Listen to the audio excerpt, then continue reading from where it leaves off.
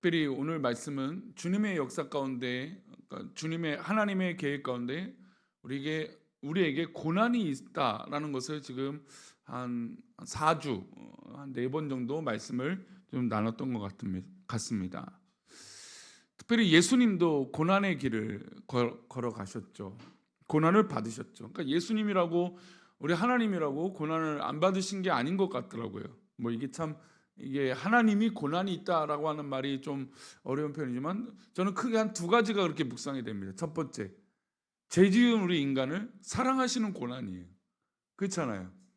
아담과 하와가 범죄했을 때 이미 인류가 끝이 나도 아무 문제가 없지만 아담과 하와를 사랑하시고 또 그 이후의 인간들을 모두 다 사랑하셔서 구원의 길을 인도하셨잖아요.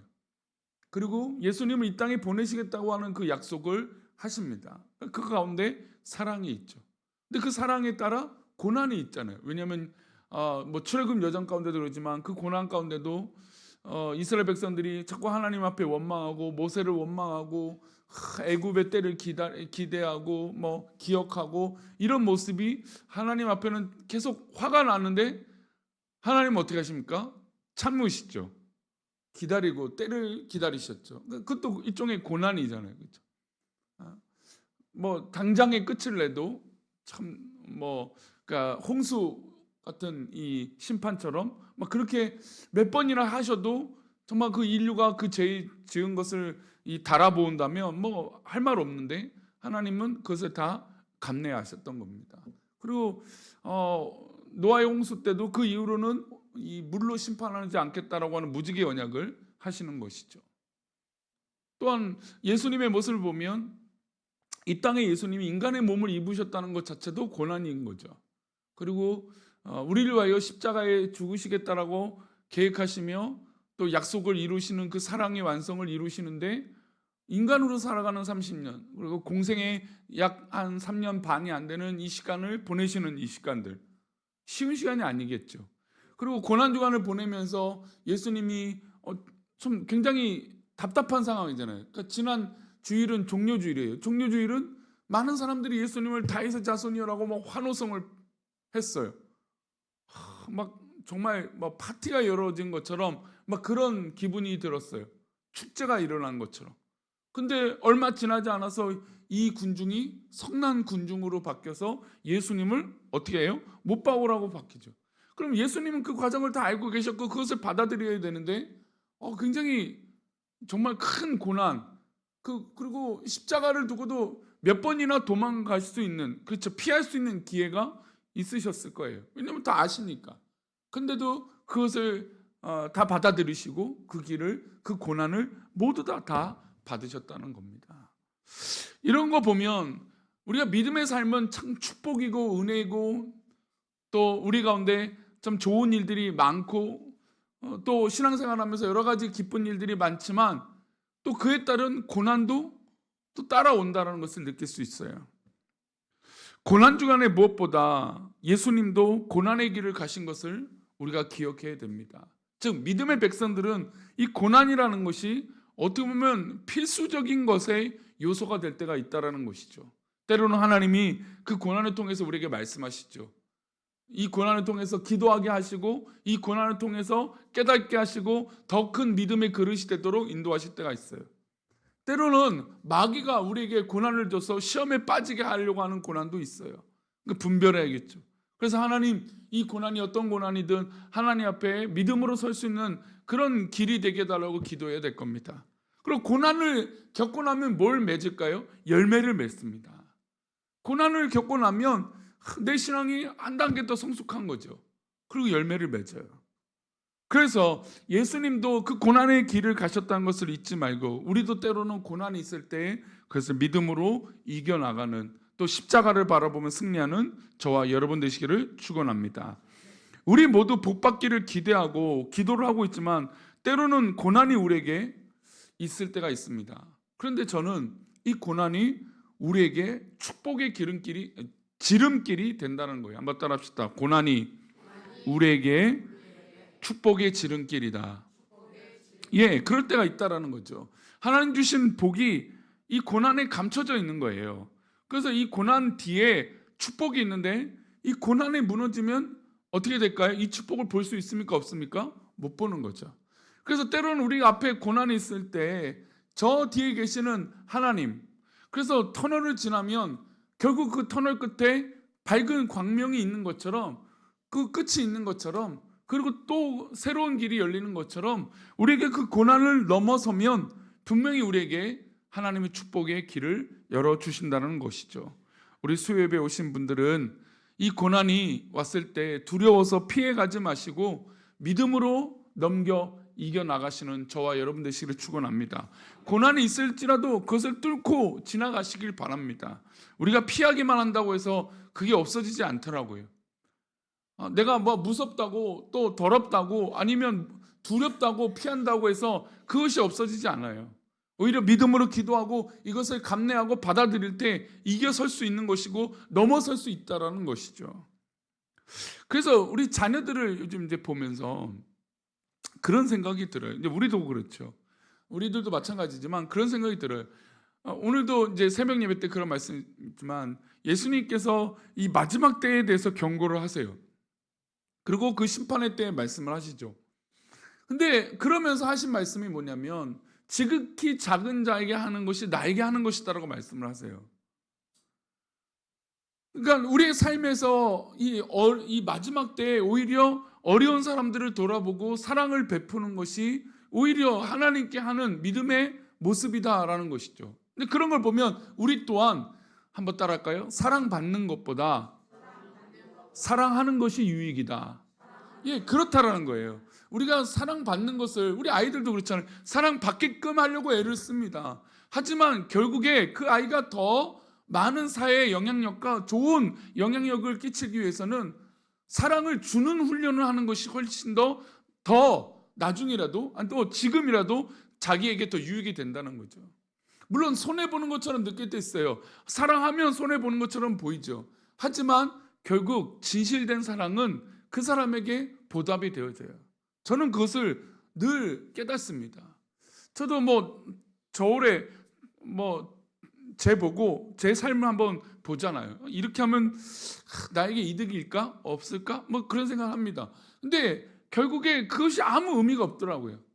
그냥 사랑하는 것이 가장 큰 유익이다. 그것을 늘 깨닫습니다. 우리 수요예배 들으시는 분들은 우리 자녀들에게도 우리 손주들에게도 요즘은 사랑을 많이 받잖아요. 그렇죠?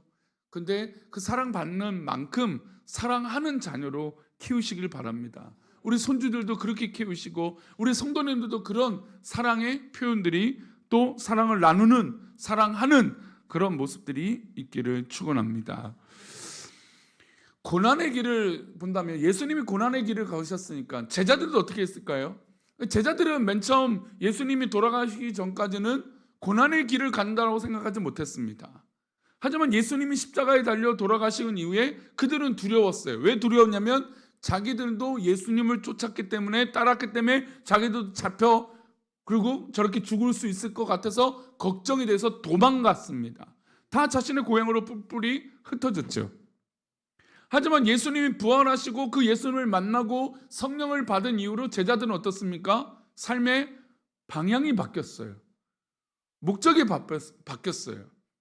그리고 그 고난과 그 죽음을 두려워했습니까? 안 했습니까? 두려워하지 않았어요. 실제로 가룟 유다, 자살한 가룟 유다, 예수님을 판 제자를 말고 제외하고 바울 사도를 포함한 12명의 사도는 다 어떻게 됐을까요? 다 모두 다 순교했습니다. 물론 사도 요한은 자연사였어요. 하지만 그 전에 이미 어떤 순교의 기회가 있었는데 하나님께서 극적으로 계속 살리셨죠. 결국 요한계시록을 기록하며 이 끝까지 자신의 삶을 지탱하도록 예수님께서 마리아를 어머니를 부탁하고 그의 삶을 그렇게 살도록 인도하셨던 거죠. 그러니까 사도 요한도 사실은 순교한 거나 마찬가지라는 겁니다. 최근에 몇 년 전부터 우리나라에 스페인의 유명한 길이 방송에 계속 나옵니다. 최근에도 얼마 전에 나온 것을 한번 이렇게 보게 됐는데 저도 기회가 된다면 한번 걷는 건 워낙 좋아하니까 걷고 싶다는 생각이 듭니다. 한 800km가 좀 더 되는 길인데 이게 스페인의 산티아고 순례자의 길입니다. 그러니까 우리나라도 뭐 둘레길 가면 도장 스탬프 찍어주잖아요. 그런 것처럼 거기에 길이 있어요. 근데 이 산티아고가 이제 이 야고보, 이제 12명의 제자 중에 야고보가 2명인데 세베대 아들 야고보, 큰 야고보라 불리는 사람. 요한의 형제 야고보는 작은 이 야고보라고 불렸죠. 그러니까 이 큰 야고보가 순교를 하게 되는데 그 이제 유래는 그렇습니다. 야고보가 시신이 떠밀려 내려왔는데 그 시신이 어디에 있었냐면 조개, 큰 가리비 조개에 있었다고 해서 뭐 그 지역에 뭐 어떤 그런 이 특이점으로 이 가리비가 유행하기도 합니다. 근데 어쨌든 그 시체가 맨 처음에 야고보인 줄 몰랐는데 나중에 펠라기우스 뭐 이후에 이 신비하게 이 야고보 사도의 어떤 무덤인 거로 인식하게 되고 그것을 기념하게 돼요. 그러고 나서 이 야고보의 길을 가는 것처럼 순례자의 길이 기념하게 되고, 사실 이제 스페인은 그 당시 이제 땅 끝이라고 여겼기 때문에 땅 끝까지 걸어가는 길이 유행을 하게 되었다는 것이죠. 근데 어쨌든 이 야고보의 순교와 삶을 기념한 길이 바로 이 산티아고 순례자의 길인 것이죠. 그리고 빌립 집사, 뭐 이제 두 번째 제자를 말하는 빌립 집사는 그가 복음을 전파하는 이 빌립 사도는 중요한 임무를 띠고 이방 나라에 보내졌습니다. 아시아 지방에서 설교를 하는데 복음을 전파하는데 열심히 사역을 했어요. 그런데 이 복음을 전파할 때 기독교로 개종시키는데 그 동네에 유행했던 우상이 바로 뱀이었어요.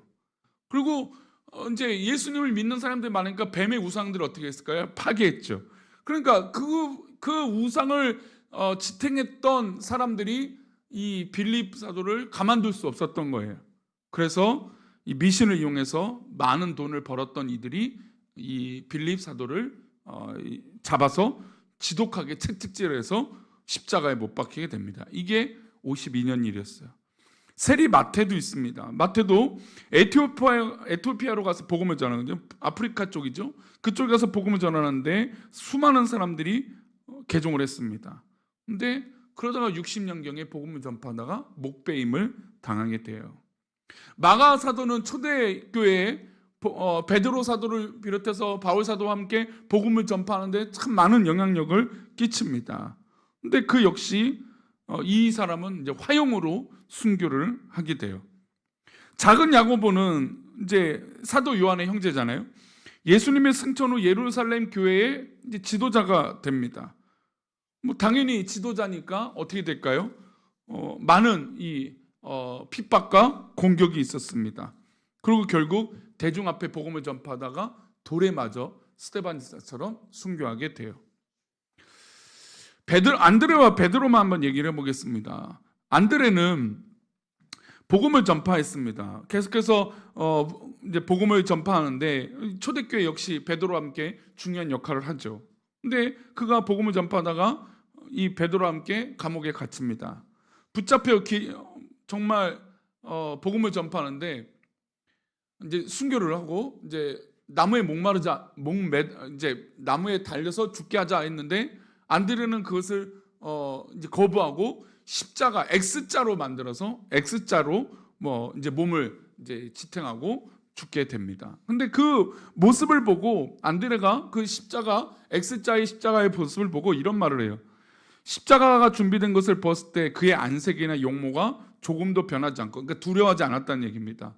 그리고 전혀 게으르하지 않고 그 가운데 마음에서 우러나오는 불타는 사랑, 즉 주님의 십자가의 그 길을 내가 갈 수 있다는 것으로 행복해했다는 겁니다. 그리고 그렇게 외쳤다는 거죠.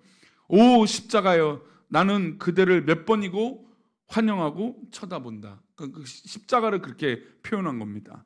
나는 기쁨과 소원에 찬 즐거운 마음으로 그대에게 와서 그대에게 달렸던 분의 제자가 되었고, 나는 항상 그대에게 달리신 나의 스승을 사랑하였고 그 십자가를 늘 포옹하고 그렇게 갈망하였다. 드디어 나에게 다가왔다. 오 반가운 십자가요. 그래서 그 X자로 만든 십자가에 달려 죽었다는 것이죠. 베드로 사도는 뭐 초대교회 가장 중요한 역할을 했던 뭐 이 핵심 중의 인물이죠. 그러니까 계속 이 초대교회 역사를 보면 베드로가 투옥되는 장면들이 있어요. 그리고 공회와 대제사장들 앞에서도 당당하게 복음을 전하고 예수님에 대해서 말을 하죠. 근데 그래서 감옥에 갇힙니다. 근데 아시다시피 감옥에 있을 때 극적으로 천사를 보내셔서 베드로를 구출해 내시고 뭐 그런 장면들이 있잖아요. 유대인들이 뭐 이 개종되는데 반대로 반유대인들이 이 개종되는 유대인들을 핍박하고 그 우두머리는 베드로를 계속해서 가두려고 죽이려고 감옥에 가뒀습니다. 그리고 그 감옥에 갇혀 있었지만 천사의 도움으로 빠져나오기도 했어요. 그런데 어떤 일이 있었냐면 로마의 황제가 네로였는데 그가 큰 도시에 불을 질렀습니다. 이거 뭐 잘 알고 있는 역사적 사실이죠. 근데 그러고 나서 화재를 보고 질거하고 그 화재의 책임을 돌릴 대상을 찾았습니다. 그 대상이 누구였습니까? 바로 그리스도인으로 표명을 했죠. 그리스도인들이 이렇게 했다. 예수쟁이들이 이렇게 했다. 그때 대표했던 사람이 누구였습니까? 당연히 베드로 사도였죠. 그러니 모든 이들이 베드로 사도를 잡아서 가두고 죽이려고 달려들었던 겁니다. 그때 이제 베드로와 바울이 무릎을 꿇고 하나님 앞에 기도하는 장면들이 있습니다. 그런데 이 가운데 어떤 일이 있냐면 네로가 좋아했던 마술사가 있었어요. 마술사. 근데 그 마술을 부리는데 막 공중에서 점프를 뛰고 막 그런 일이 있었나 봐요. 근데 베드로와 바울 사도가 기도를 하다가 저 모습을 보고 말이 안 되는 거예요. 왜요? 거짓이니까. 근데 그들 앞에서 당당하게 기도하다가 그 마술사가 어떻게 됐냐면 공중에서 떨어졌어요. 그래서 두 다리가 부러졌어요. 이 모습에 네로가 이제 저 모든 핑계를 돌렸던 이 기독교인들을 대상을 넘어서 이제 누가 표적이 되냐면 베드로와 바울을 죽여야겠다 결심을 하게 됩니다. 그리고 베드로를 잡게 되고 감옥에 가두게 됩니다. 9개월 동안 옥에 있었어요. 9개월의 복역을 끝내고 베드로는 밖으로 나와서 어떻게 되냐면 그냥 풀려나온 게 아니라 채찍질을 맞고 그리고 머리를 거꾸로 하고 십자가에 달려 죽게 됩니다. 뭐 야고보, 도마, 시몬, 뭐 우리가 잘 알고 있는 사도 바울, 요한 모두 다 순교의 그 길을 걸어갔던 것이죠. 여러분 어떻습니까? 분명히 우리가 예수님을 믿는데 우리 초대교회, 우리 한국교회 역사 가운데도 초대에 많은 일들을 했던 이 목사님들이 고난을 엄청 많이 받았습니다. 뭐 일제 압제 속에서도 기독교인들이 얼마나 큰 핍박을 받았습니까? 그리고 6.25 이 민족 상전에서도 남북으로 나뉘었었는데 북쪽은 공산주의, 남쪽은 민주주의인데 이게 또 이 종교적 색깔로 나타나죠. 민주주의 쪽은 기독교 색깔이 좀 더 강해지고 있었고 초대 정부도 기독교의 어떤 배경을 가지고 섰으니까 사실 근데 우리가 뭐 미국 하는데 가장 중요한 핵심은 우리 그리스도인 입장에서는 첫 국회 열렸을 때 기도로 시작했던 것이고 성경에 손을 얹고 기도했다라는 이 사실 때문에 우리가 사실 이 기독교로 어떤 그 배경이 있다라는 것을 우리가 멀리할 수 없는 거예요. 좀 역사적으로 아픔을 있는 건 분명하지만 이 기독교 역사적으로 보면 굉장히 뜻깊은 일들이 많았던 거죠. 어쨌든 남쪽은 이 기독교의 이 개신교의 배경이 참으로 많았어요.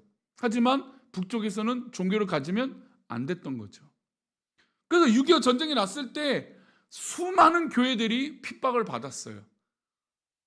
북한이 쳐들어왔을 때 뭐 점점점 남하하면서 내려오는데 교회들을 불사르고 성도들을 잡아다 죽이고 뭐 그런 일이 수도 없이 일어났거든요.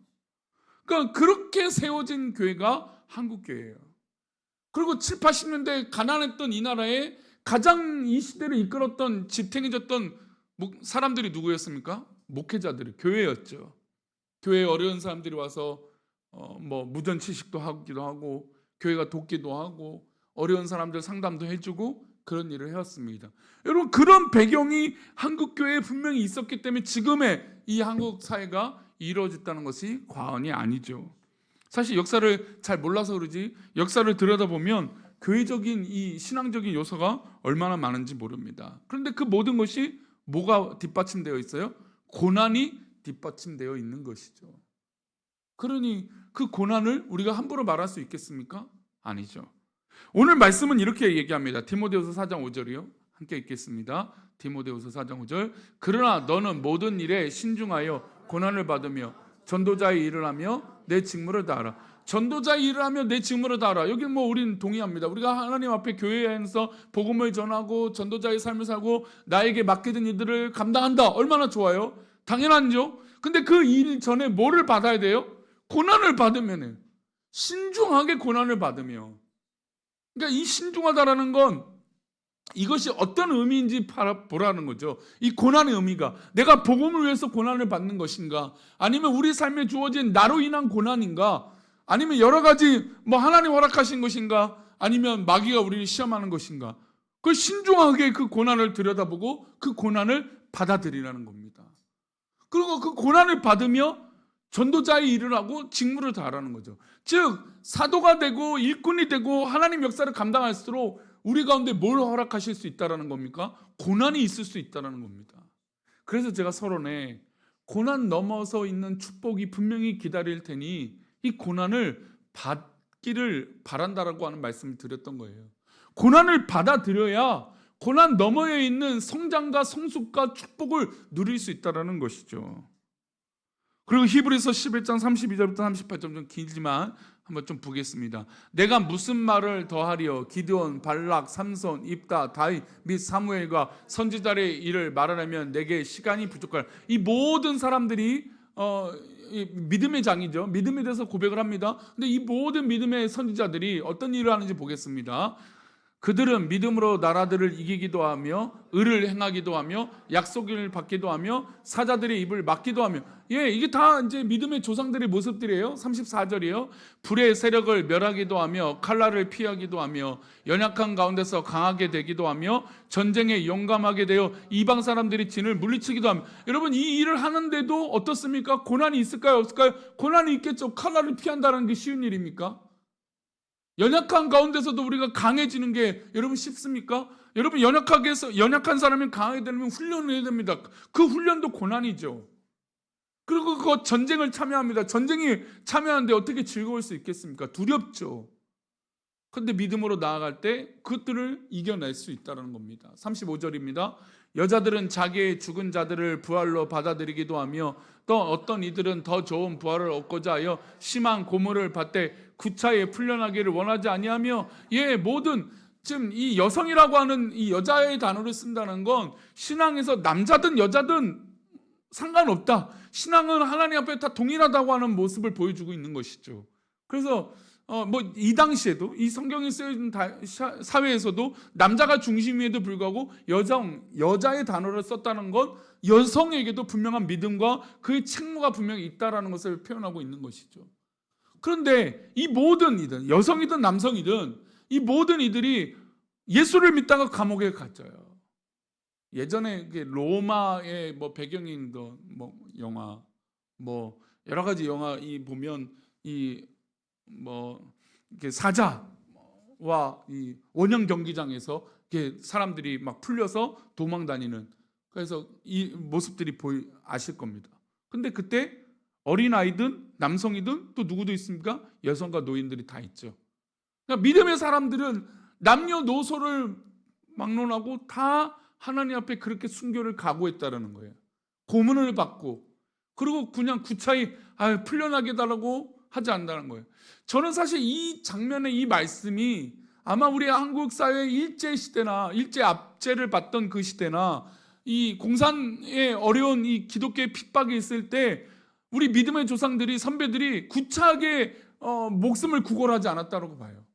그렇잖아요. 물론 그렇게 해서 변절하신 분도 있고 우상 숭배한 사람도 있고 하지만 그래도 우리 한국 교회를 살리셨던 분들이 구차하게 변명하지 않았던 분들 같아요. 그런 분들이 있었기 때문에 그런 거죠.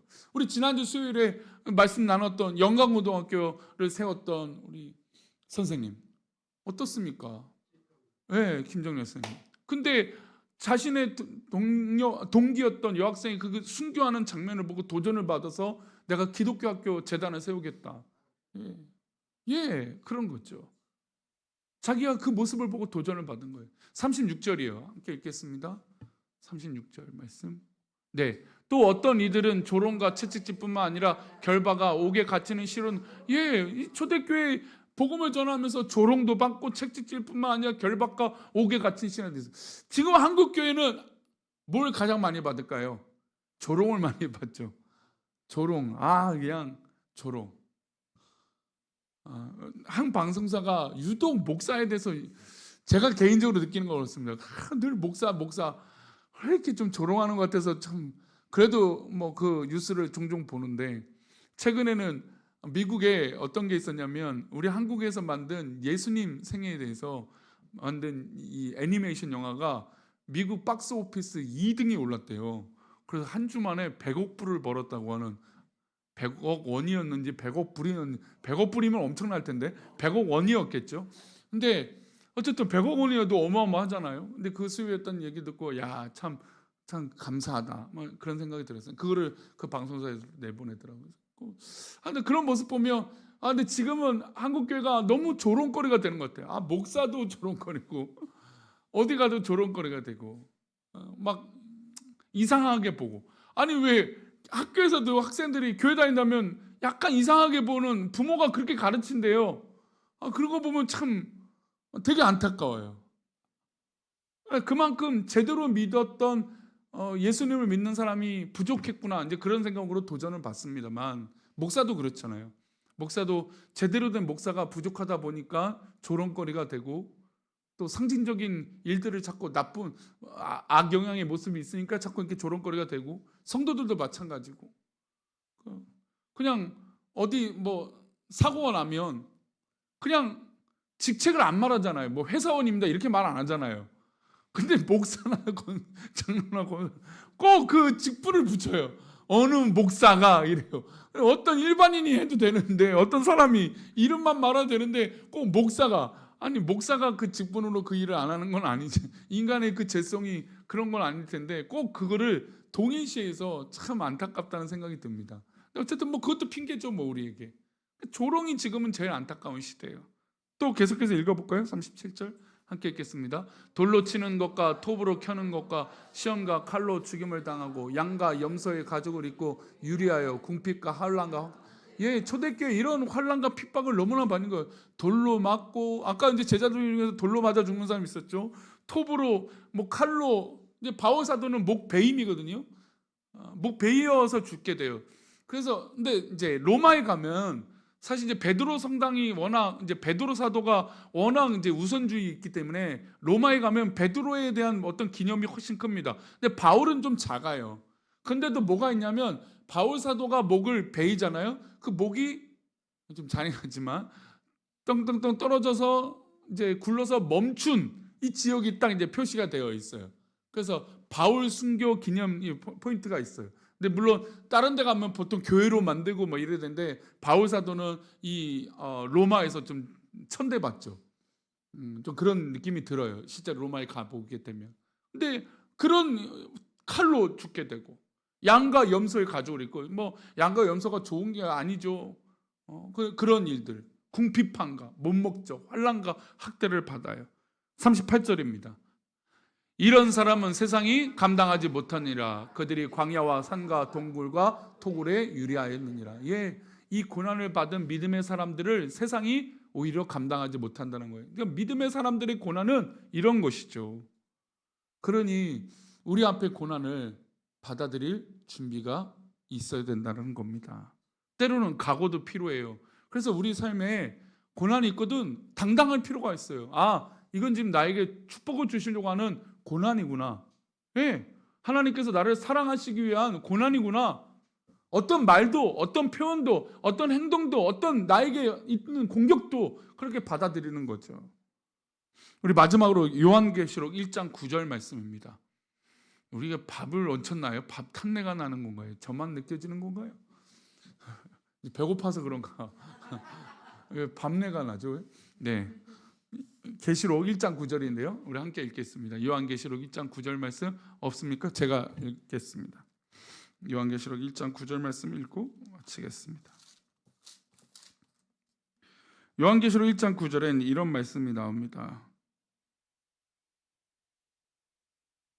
천사장 미가엘이 모세의 시체에 관하여 마귀와 다투어 변론할 때에 감히 비방하는 판결을 내리지 못하고 다만 말하되 주께서 너를 꾸짖으시기를 원하노라 하였거늘. 그러니까 이 시체를 가지고, 믿음의 성도들의 시체를 가지고 마귀와 변론이 일어난 거예요. 근데 하나님께서 고난받은 그들의 육체와 이 몸을 어떻게 될까요? 변호하시고 사랑하신다는 거죠. 우리 성도들의 마지막 때, 어려울 때 분명히 있습니다. 근데 어떻게 보면 고난은 제자도의 필수 불가한 결과물이죠. 그러니 우리 가운데 어려움이 있을지라도 믿음으로 이긴다는 건 굉장히 중요합니다. 고난이 있을 때 믿음의 눈을 뜨십시오. 예수님도 이 고난의 길을 가셨기 때문에 우리에게 구원이라고 하는 엄청난 큰 선물을 허락하신 것입니다. 주님의 십자가의 그 길이 없다면 우리가 지금 이 자리에 앉아 있을 수 없었겠죠. 그러니 이 십자가의 고난이 우리에게 유익이듯이 우리에게 있는 그 고난도 우리 모두와 우리 주변에 유익이 될 줄 믿습니다. 그렇게 고난으로 승리하는 저와 여러분 되시기를 축원합니다. 아멘. 이 시간 우리 찬양합시다. 주 품에 품으소서.